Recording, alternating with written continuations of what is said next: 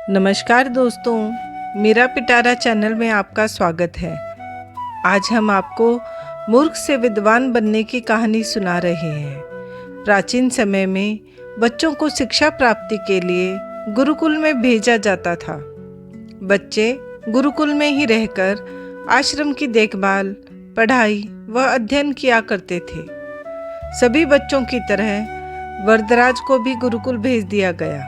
वह आश्रम में अपने सहपाठियों के साथ घुलने मिलने लगा, लेकिन वो पढ़ने में बहुत कमज़ोर था। गुरुजी उसे अलग अलग तरह से समझाने का प्रयास करते, लेकिन उसे गुरुजी की दी हुई ज्ञान की बातें समझ में नहीं आती।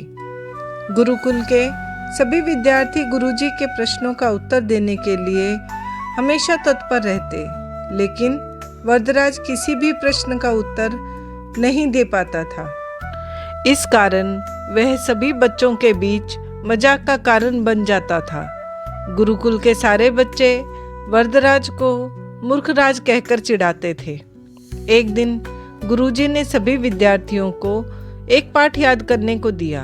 अगले दिन सभी विद्यार्थी पाठ याद करके आए और गुरुजी को बारी बारी से सभी विद्यार्थियों ने पाठ सुनाया, लेकिन वरदराज को पाठ का एक भी शब्द याद नहीं था।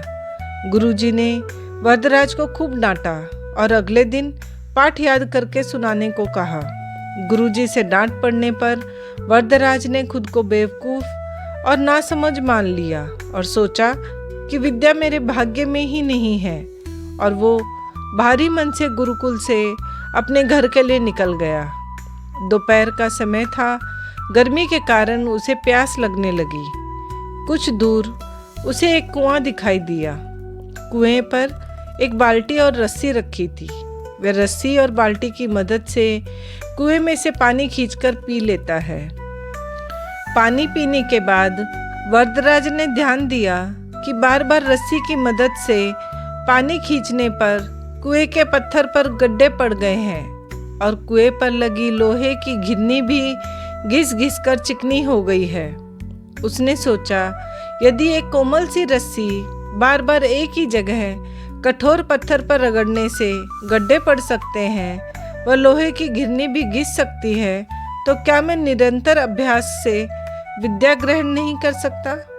फिर वरदराज ने घर जाने का निर्णय छोड़ दिया और प्रण किया कि वह पूरी मेहनत और लगन से पढ़ाई लिखाई करेगा। फिर वरदराज पूर्ण उत्साह के साथ गुरुकुल में वापस गया और कड़ी मेहनत की।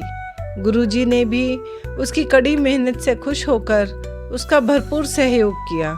कुछ सालों की मेहनत के बाद यही मंदबुद्धि बालक वरदराज आगे चलकर संस्कृत व्याकरण का महान विद्वान बना।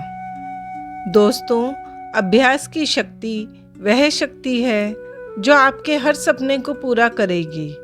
अभ्यास करना बहुत ज़रूरी है, चाहे वो पढ़ाई में हो या खेल में या फिर किसी और चीज़ में। बिना अभ्यास के सफलता प्राप्त नहीं हो सकती। यदि कोई बिना अभ्यास के केवल किस्मत के भरोसे बैठे रहेंगे तो आखिर में पछतावे के अलावा और कुछ हाथ नहीं लगेगा। दोस्तों, कहानी पसंद आई हो तो लाइक, शेयर और सब्सक्राइब ज़रूर करें। मिलते हैं नई कहानी के साथ। धन्यवाद।